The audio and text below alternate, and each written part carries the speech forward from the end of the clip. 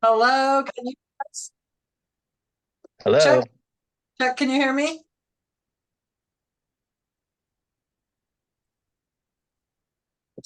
Alex, can you hear me? I can. Hi, Ann. Hi, Alex. I think Chuck is Jim. I think they're having a little audio issue there. I can hear you and Alex really well.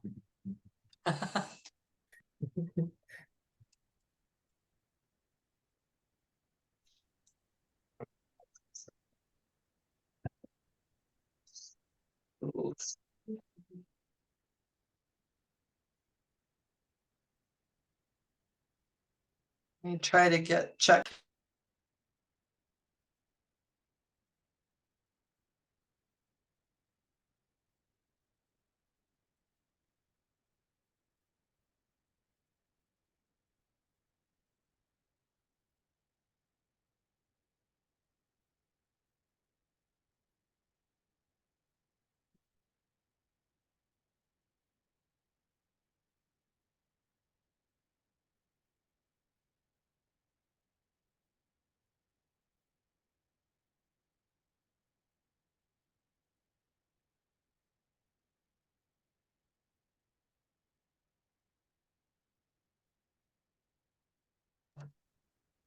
Hello, can you hear me? Yes. Okay, let's see if we can hear you.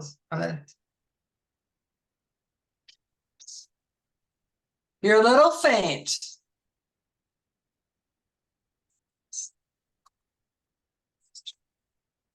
Turn it up all the way.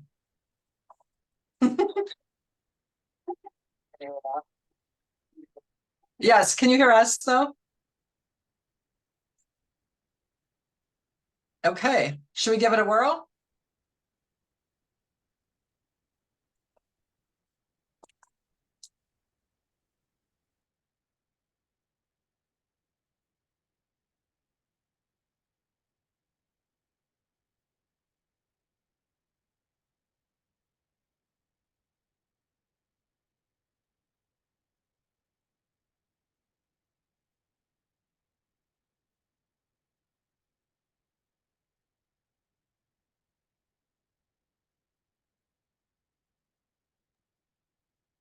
So Chuck, we can't hear you at all.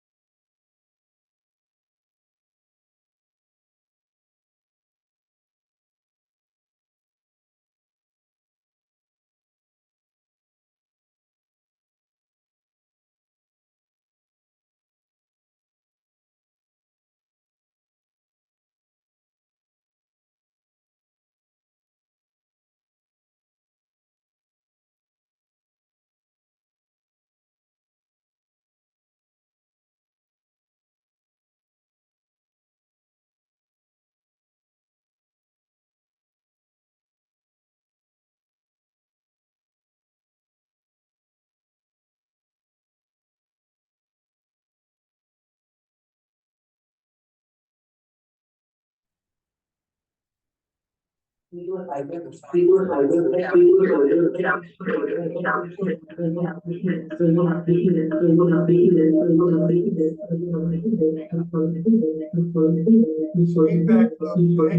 had a ton of feedback.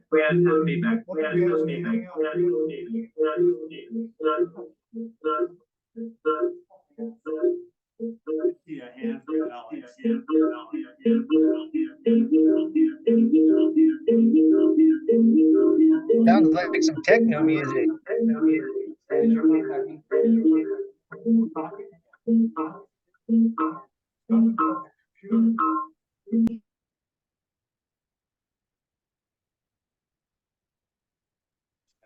Looking at 16 millimeters, 15 millimeters, 30 millimeters, 30 millimeters. Oh, yeah, they'll stick it in here. Hold up, hold up.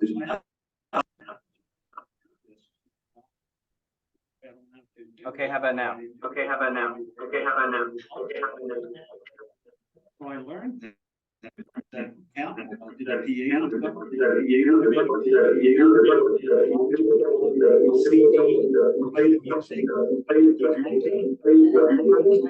Someone in the room that has the sound on their computer or a tablet or device.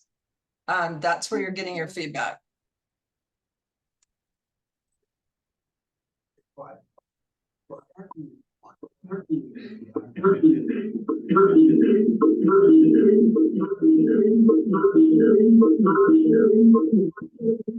That's horrible. That's horrible.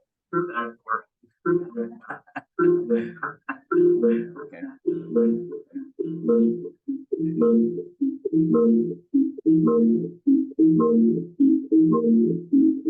Why not begin it all again? Begin it all again. Yeah.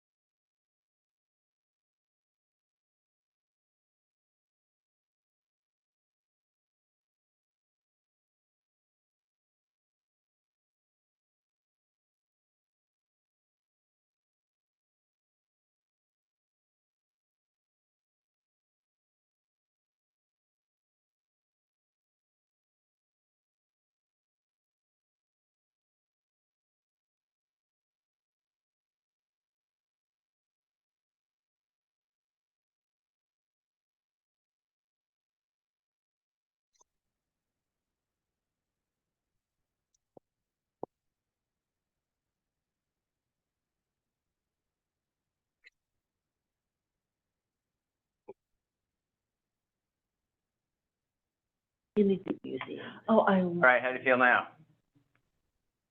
Alex Rossiter, can you hear me? yes, it is. Yeah. I Yes, I can. really bring. Hey.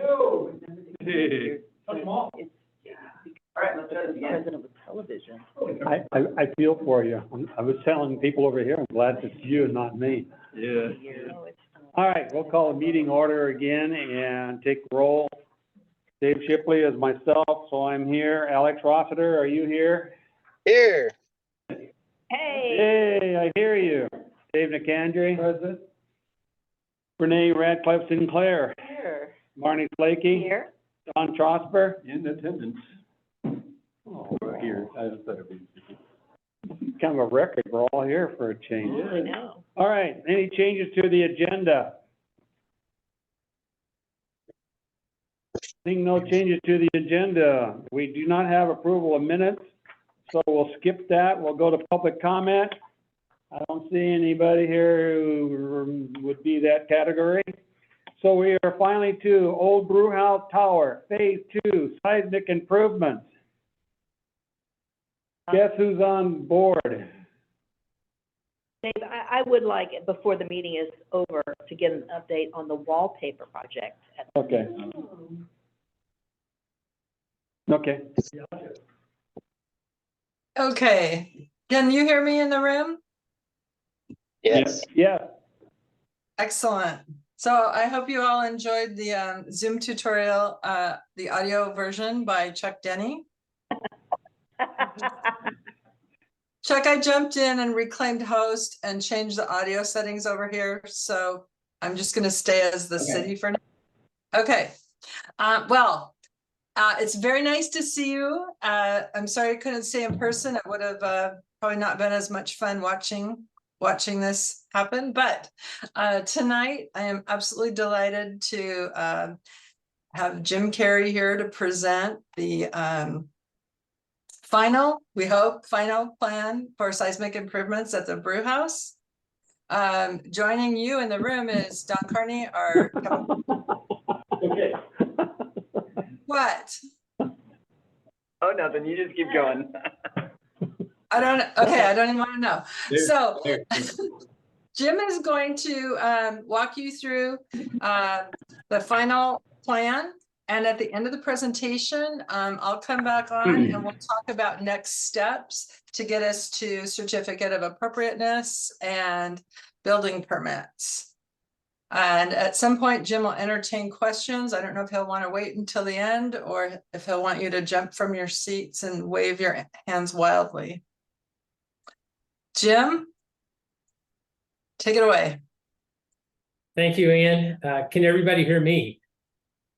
Yes, Perfect. So what I will do is take you through the revised presentation. I think we presented in February of this year as an introduction to this project.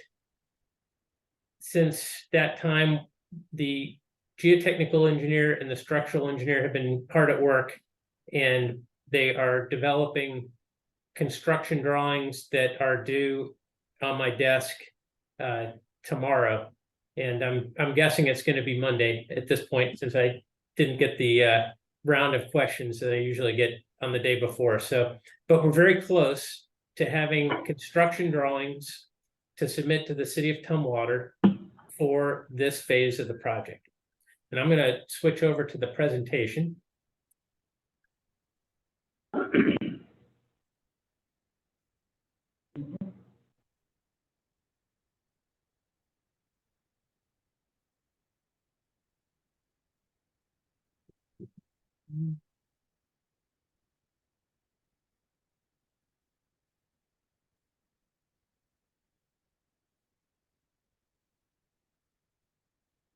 Well, I had it all lined up and ready to go. I think this requires me to share a screen. And there. So that should be the presentation. Can you confirm, Ian, that we're looking at a presentation? Yes. Looking at the presentation. Is the All right. room? Okay. So we'll do a quick review of where we've spent our time so far, and then I'll finish with the current project and then a preview of where we're hopefully going for future phases. So the historic brewery tower, we always start with these wonderful images of the historic tower here, as well as the tower in its probably most dilapidated state, with the roofs missing and masonry missing. These are the drawings that we've used throughout the project. They are the original construction drawings that were produced in Milwaukee and used to build this tower. And in the time that we've been working on this project, we've learned a lot more about the project. It's incredible how accurate these drawings are, but then there are some really important deviations that I can point out during the presentation today. These have been invaluable as well. These are the building sections that also show the way that the brewing equipment is included in the project. And we actually have a diagram that we've enjoyed putting together that shows sort of the 3D version of the gravity brewing system that was installed and used in the tower. We've had some good luck using the foundation's photographs. They've helped us during construction. You can see this photograph on the left really shows quite a bit of detail for the age of the photo to help us recreate the details and figure out the way that the building was used. And you can see this is a pipe over here that was part of the grain delivery system that just popped out of one part of the building and entered the building up high and delivered grain to the top of the structure. And I always like this photograph too, because you can see there are railroad cars and horse-drawn carts all in the same photograph. More detailed photographs. It's really interesting for us to see this photograph down here in the lower left. This one's a little bit blurry, but it actually shows construction workers building the roof of the brewery tower.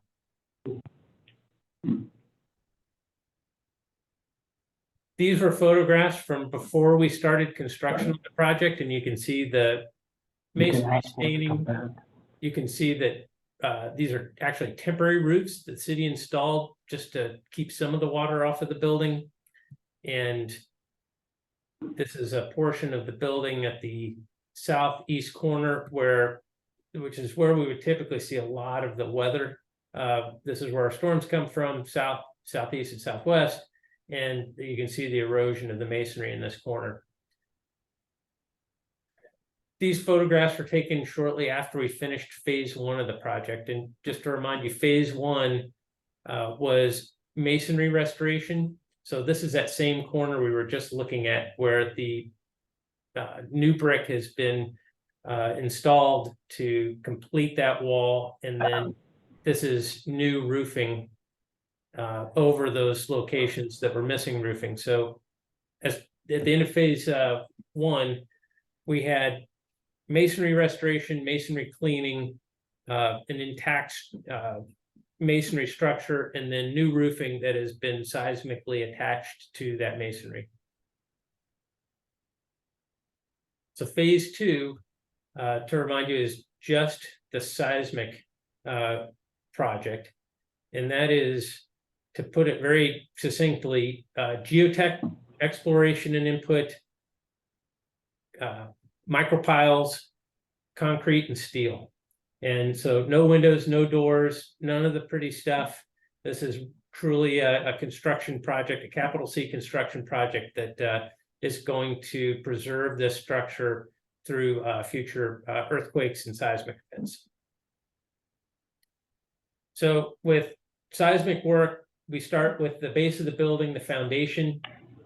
This is the historic foundation plan, and this is not the version that was sent from Milwaukee. This was a revised version that was drawn on site by hand, and the addition that was that they included as part of this revision were I think 494 timber piles underneath the structure. And these photographs on the left, this is we're calling it a crawl space. It's basically a flooded basement beneath the brewery tower. The water table is about 4 feet below grade, current grade down at the brewery tower. The foundation of the tower is about 14 feet below the main floor of the brewery tower. And since they probably finished construction of the building, it has been flooded with water. And so we needed to know what that foundation looked like. So the city brought down a giant pump and pumped out the water from the crawl space. So since 1906, nobody had been down in this space probably. And they pumped out the water. The structural engineer on the left in the blue jacket, and I'm on the right in the orange construction vest. We crawled down there. There's about 18 inches of mud at the bottom, but we got down there and saw enough to understand the way that the concrete was built for this, and the way it was designed, and then the way it was built. And what probably happened was they designed the project in Milwaukee. They were expecting spread footings, which are concrete footings that spread out and they distribute the load to the soil. And they started digging the foundation for this, and they dug, and then they dug, and then they hit groundwater. And for a while, they can hold back the groundwater. But at a certain point, the groundwater wins, and they couldn't dig deep enough to get down to the basalt bedrock that's down below. So at about 14 feet, they reached their maximum digging capacity and pumping capacity in 1905, 1906. And they created the drawing on the right, which is the new piling plan. And they drove 494, according to this drawing, 494 timber piles through the rest of the ground to the bedrock. So it was about 10 to 12 feet of timber piles, hundreds of them. And then they put steel caps on top of those piles. You can see on this drawing these diagonal lines. Those represent these sort of straps that tie the piles together. And then they poured the Milwaukee design concrete foundation on top of that. So that's the base of this building. And not what we expected. When we started digging through and got down to below, we started figuring out that this is probably how this building was constructed. It's a lot of discussion and may not be that interesting to you, but to a structural engineer and a geotech engineer, this is the whole thing. Because for seismic design, we are taking ground forces and mitigating those as they transfer up through the building. And so this is a big deal to get this sorted out. So since that time, the geotech engineer has devised ways for the ground forces imparted during an earthquake to be determined and measured on the building, and then the structural engineer takes those measurements and uses them to design the amount of concrete and steel that's added to the building to mitigate those seismic forces. So a lot of words, but important stuff, and basically the whole part of this project that's being constructed. So these are the structural engineer's drawings. Typically, we provide our construction drawings to historic preservation commissions when we do these types of projects as well, and those will be available next week. We will be submitting them to the city, and we'll submit them to the Historic Preservation Commission as well, if you're interested in reviewing them. These are not glamorous drawings. There are no beautiful details unless you're a structural engineer, but they are basically building up through the foundation plan, the addition of micropiles, which are these lines that are poking out to the side. I'll explain this in a little bit with a better rendering here in just a minute. Going up through the first level plan, level 2 and level 3, you can see there are some infills that are required to fill in some of the holes for the equipment that used to be there that will provide diaphragm structure for the forces as they go up and down through the building.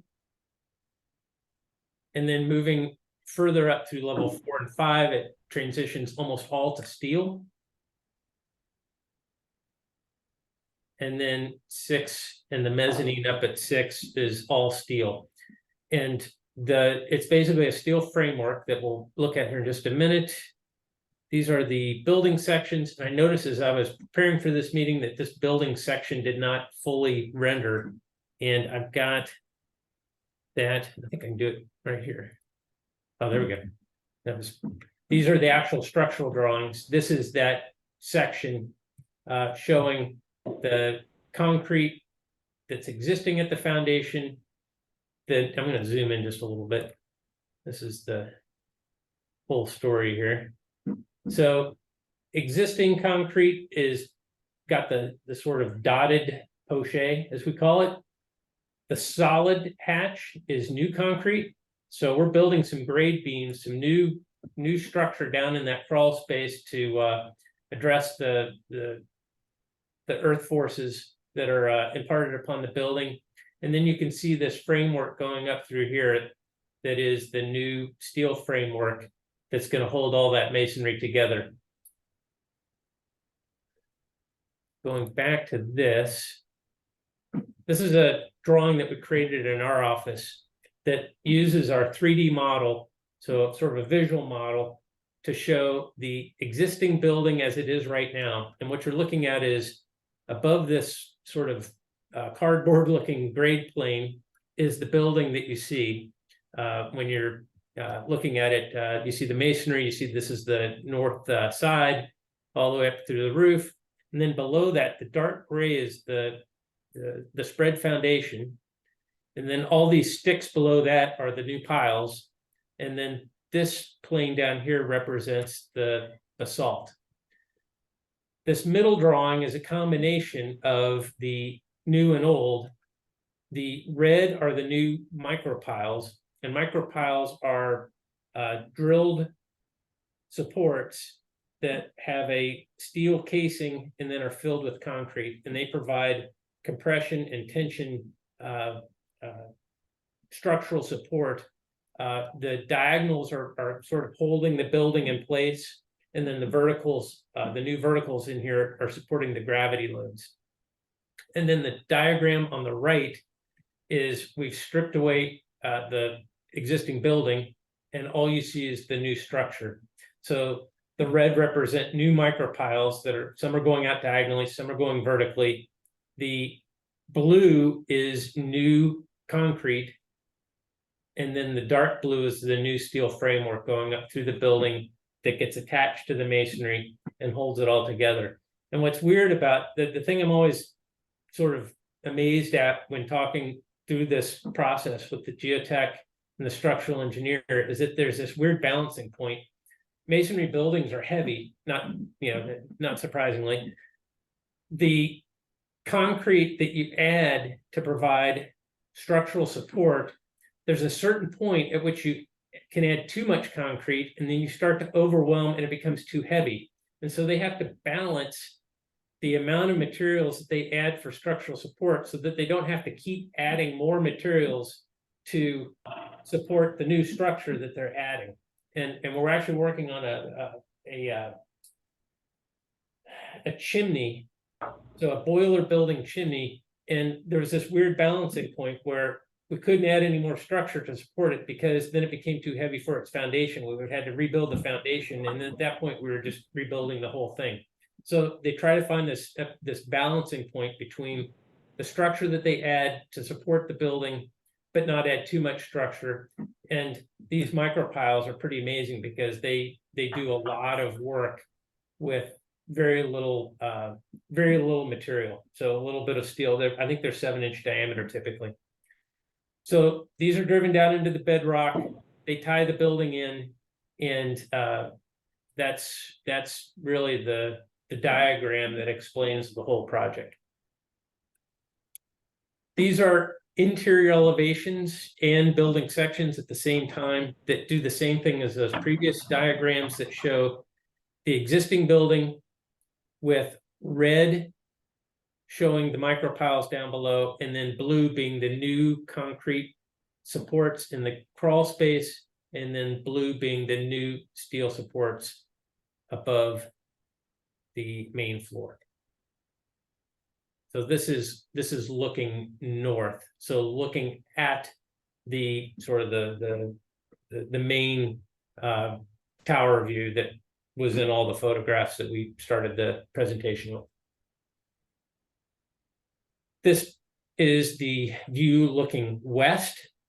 So west toward the park, toward the river. And this shows that concrete, this reinforced concrete, extends up through the first floor, and that's it's called shotcrete. It's got reinforcing behind it, and that helps satisfy the sort of that tall first floor as it tries to move. This shows the view looking south, I think. I think this is looking, I think it says it's looking south. I think this is looking east. And once again, shotcrete, micropiles, not a lot of steel in this section. And then this is looking actually south. So we'll clean this up. And this shows once again the concrete down below, and then the steel frame extending up on the south side of the building. And then there's one more thing which I showed the last time. Let me see if I can just pull this up. Can you see this sort of strange looking diagram? And Jim, I think you're gonna have to unshare and reshare. yep, Sorry. no problem. Zoom It's- tonight.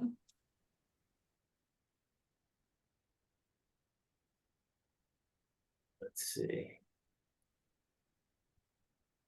Every system have these works differently in terms of sharing. All right, so let me share again here.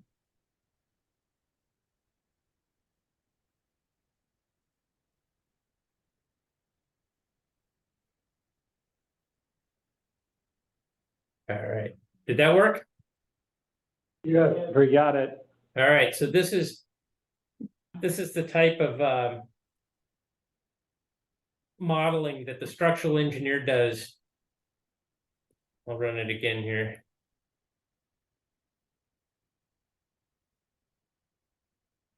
This is the type of modeling that the structural engineer does to understand the earthquake forces. And you can see the ground doesn't move in this model. The tall first floor moves a lot. And then everything above it sort of moves together. And when we were working on the masonry portion of this project, we noticed a lot of earthquake forces that were that really stressed the structure up here at the top, which is where they accelerate, and that happens. What's odd is we didn't see a lot down here. And so the building is in, it's done really well considering its age, and what this new structural system is intended to do is prevent it from failing in a future event, and also help us make this building occupiable in the future. All right, so I'm going to stop sharing that and answer any questions before I go into the sort of the last piece of the presentation. Marnie has a question for you. Just very quickly, in terms of the seismic activity in the range of an earthquake, did we go from a protection for the structure from such and such a seismic activity to such and such? Do you understand what I'm saying? Richter scale.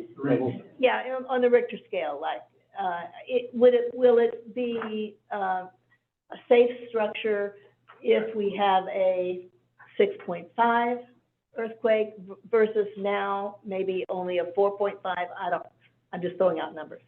It's a good question, and the engineers, their calculations don't really recognize the Richter scale like it gets shared in the news. And so when I asked that same question, they told me that it was, it's somewhere in the sevens is how it translates. So the building will still be standing after the type of earthquake that they expect based on the building code and the civil engineering codes that they use. And so there's they won't give us a number, and that's consistent with every structural engineer I've worked with. And I let me get a better answer to that question, because it's a funny one, because it's the way that we all, the rest of us in the world understand earthquakes. And The lay people, yeah. yeah, but it's not the way that the engineering is designed to solve the riddle. So We have another question for you, David Akandri. 2 questions related to the water table. What is the exchange rate for the water in the basement? And secondly, did the field adaptation achieve structural desirability of the original design? can you say that again, the second part? Did the field adaptation, when they hit the water table, how effective was that in achieving what was originally designed absent the knowledge about the water table? Yeah, I think it solved the problem, and it was the solution was engineered. I mean, it was a very specific number of timber piles, and it was a very specific design. The way that they were laterally connected to create basically the cap beneath the foundation was very specific and intentional. And so it solved the gravity for sure. What it didn't solve for is the translation of all that wet earth into the building. And so in all these meetings I've had, especially recently with the structural engineer and the geotech, they described how an earthquake first translates into the way that the building handles the lateral load. So the earthquake hits and it pushes the building. And so they solved for that. And that original timber pile system didn't do anything for that. Unless the earthquake went up and down, in which case it wouldn't have solved for that either because it's not connected to anything. The second thing that they solved for is the failure of the earth around the building. And that's what those lateral piles, the piles that are going diagonal will do. And so they actually came up with a formula for taking into account the fact that those timber piles are still working for gravity. What they weren't performing, the way they weren't performing was holding the building in place. So they're still actually counting on those original timber piles to hold up that heavy masonry building. Exchange rate, Well, I don't understand what the exchange rate means. how often does the water flush? Is that 100-year-old water or is it 1-year-old water? That's, I don't know. The brackish? It was remarkably non-dirty, I would say. It was not brackish, and the slime at the bottom was 100 years old. It was not fresh. So I don't think there are openings in that foundation that are allowing it to flush. I don't think it's like tidal. I think it's just an old reservoir of water. David, This is relevant because if the dam is taken out at Fifth Street in Olympia, that could have high tide, water level, global water levels, could have significant consequences. That's true. The water table in the building is higher than the river. I mean, I don't think it's associated with the river. So in theory, it's It's artesian fed. yeah, I think you're right. You have a lot of strength on the backside. Yeah, it's groundwater. I don't think that it is exchanging with the lake or, do you know what I mean? Yeah, and that's a good answer. I know.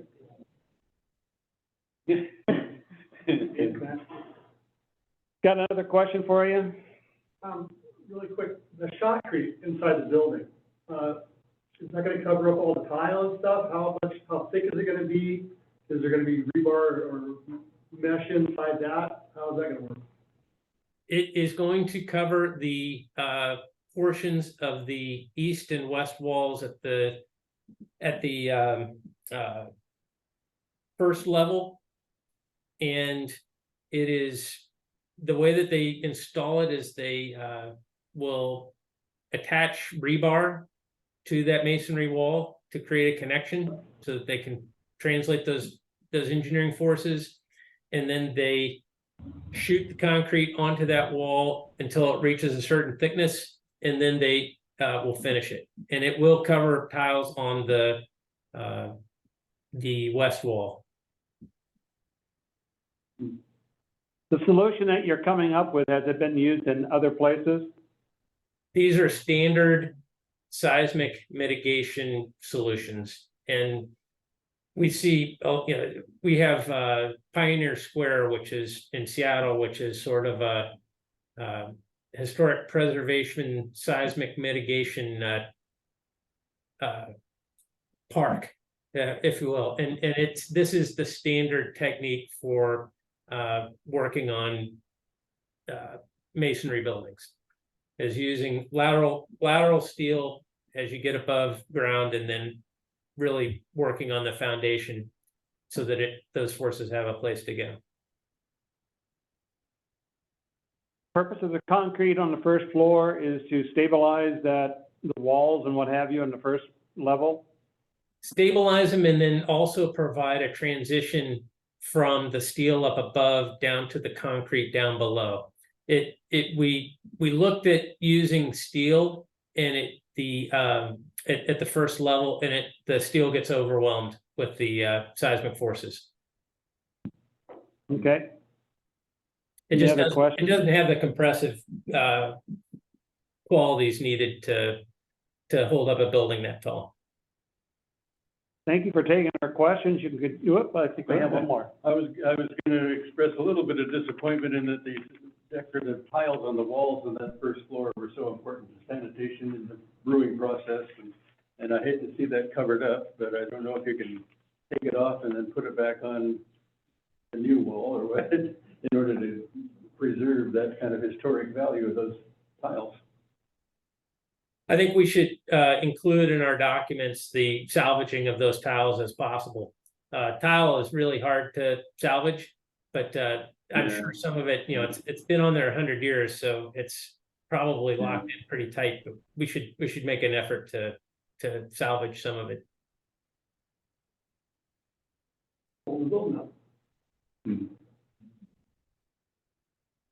Jim, do you have anything else to add? Would you like to look at I'm not sure how many of you have been involved in the previous presentations, but we can show you what phase 3 may look like very quickly if you're interested. All right, let me share my screen again.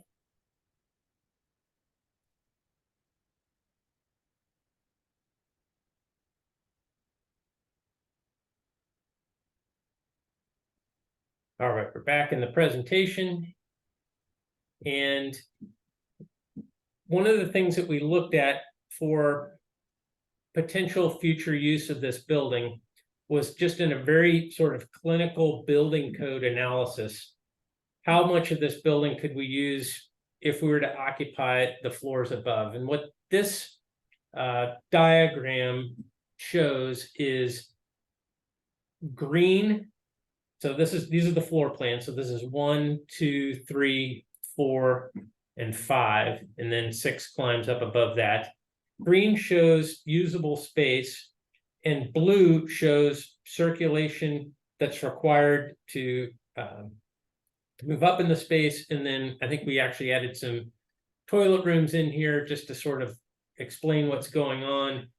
We added an elevator, all the things that would be part of a typical building that is meant for safe occupation.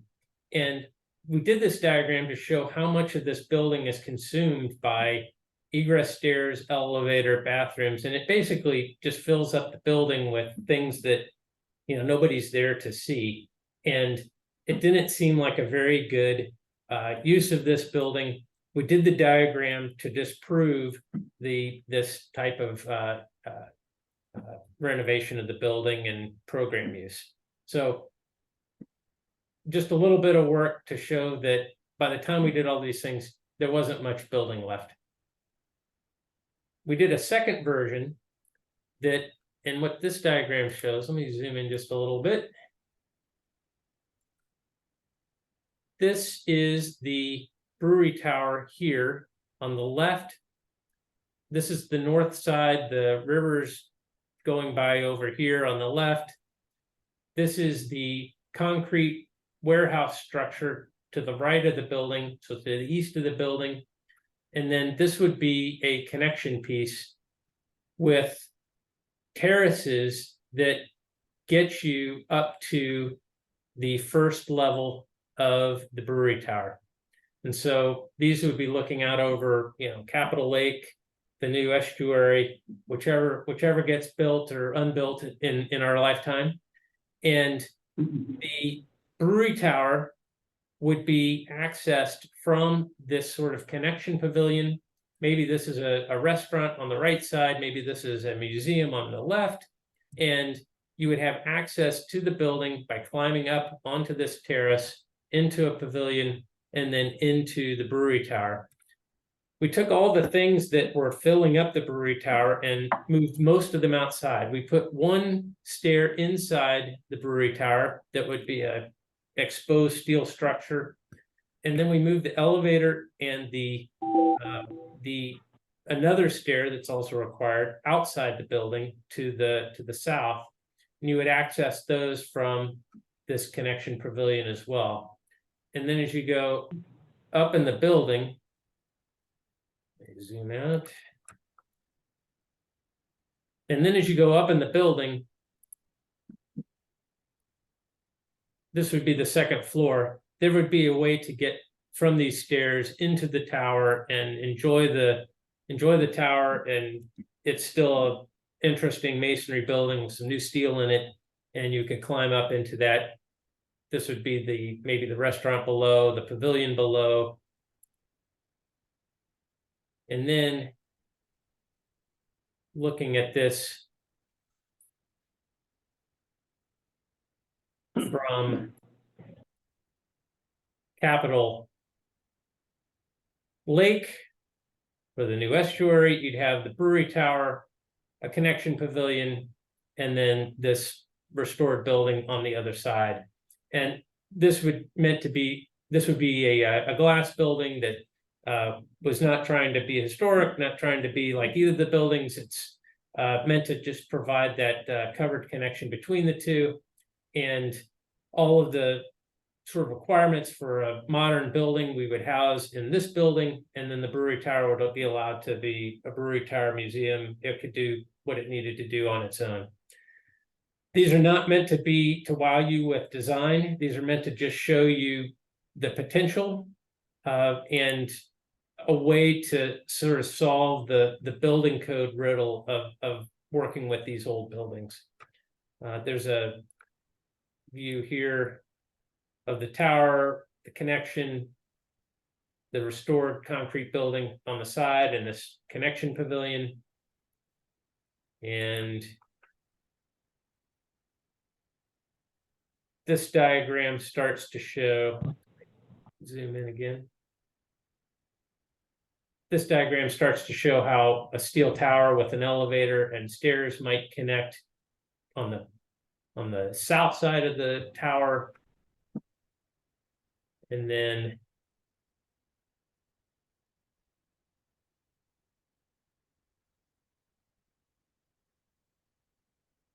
not gonna let me do that. Let's see.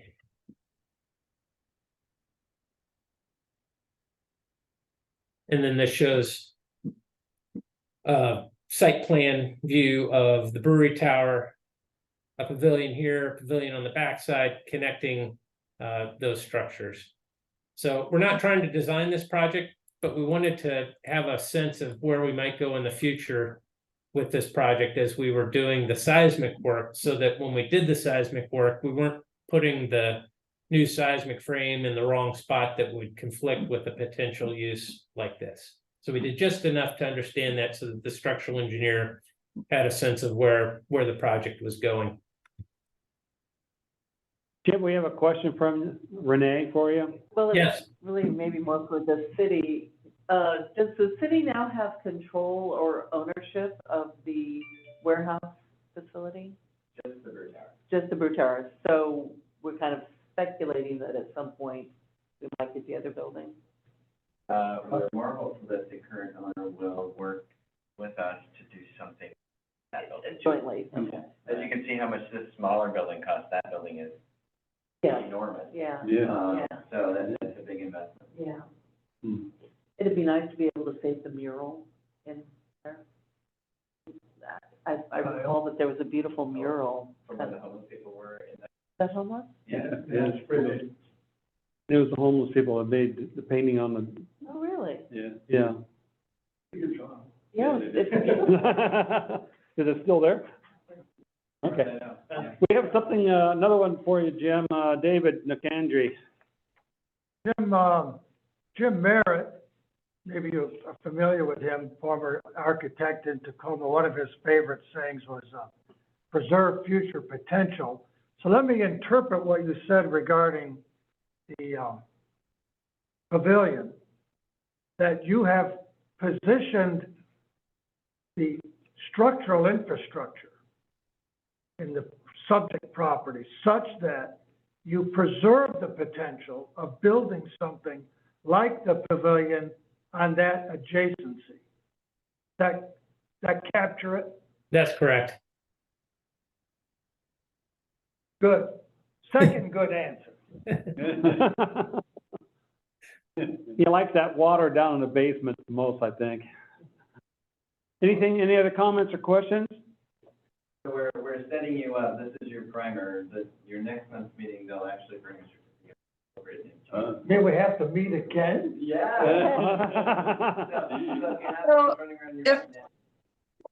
So, I would ask the chair if I can walk you through, what our next steps are very quickly.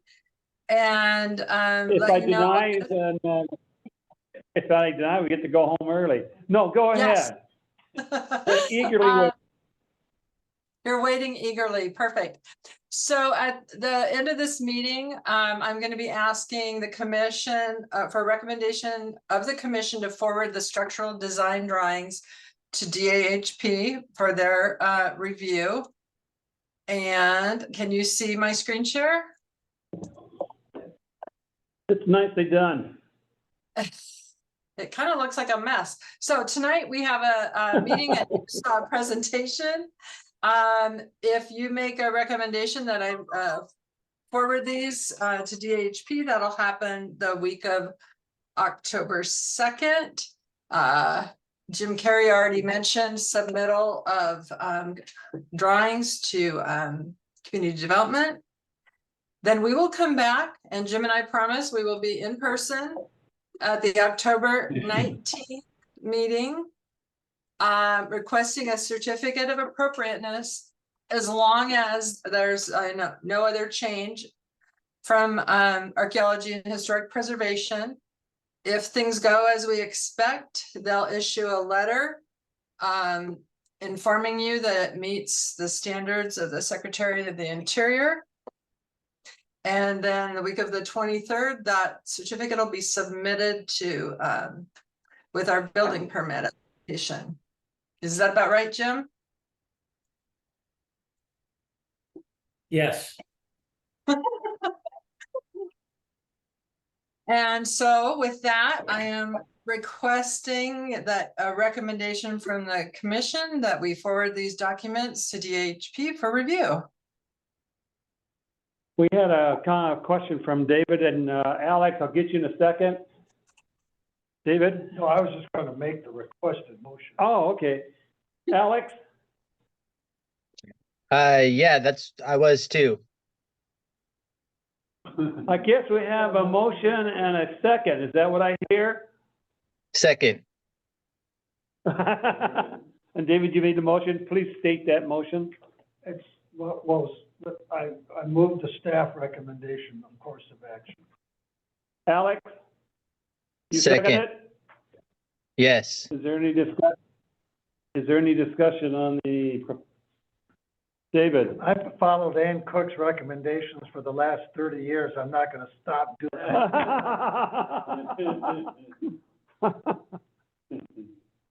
That's the right answer. I see no discussion. All in favor, say aye. Yeah, the other thing. Aye. Alex? That's one more question, Jim, if I could. Yeah. Hey, Jim, I'm sorry to keep you later, but, best case scenario, if you were to build this building between the brew house and that storage building, would that building actually maybe help with the structure of the first brew house building that would maybe lessen the need for all the structural concrete and steel on that side, on the east side? Probably not. Like how they built power, how they boxed it up and worked their way up? And the reality is we'd probably build that building so that it didn't touch the brewery tower. And it would not support it at all, and we'd want to make sure that the brewery tower didn't knock that thing down. It's the exact opposite. There's something called the hammer effect, which there are small videos like the one I showed you before where if two buildings are of dissimilar size and weight and harmonic frequency, they're actual videos of buildings just being destroyed. So we create a seismic, we'll create a seismic joint that allows those buildings to move independently. Thank you. David? So I was just I gonna would say, want to, oh, I'm sorry.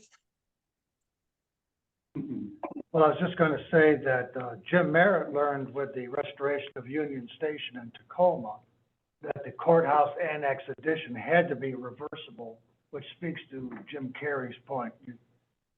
You can contact it, but it has to be reversible. Okay. So did the motion carry? Yes, unanimously. Thank you. And then I do look forward to coming back and talking about phase 3 once we get this paperwork in. We have met with the owner of the historic brewery that surrounds the tower. They're very much in favor and supportive of the pavilion and repurposing of their building. And we've talked about transfer of property. And they've brought us a pretty exciting preliminary proposal for their own redevelopment, and it's the most authentic, serious work we've seen from any of the owners thus far. They have a really good team together, and they're really doing their homework. So it's probably I'm as encouraged as I've been about that entire lower level area redeveloping. Excellent. David has a comment to make or question. No comment, so there's the pavilion at the Louvre in Paris, and there'll be the pavilion at the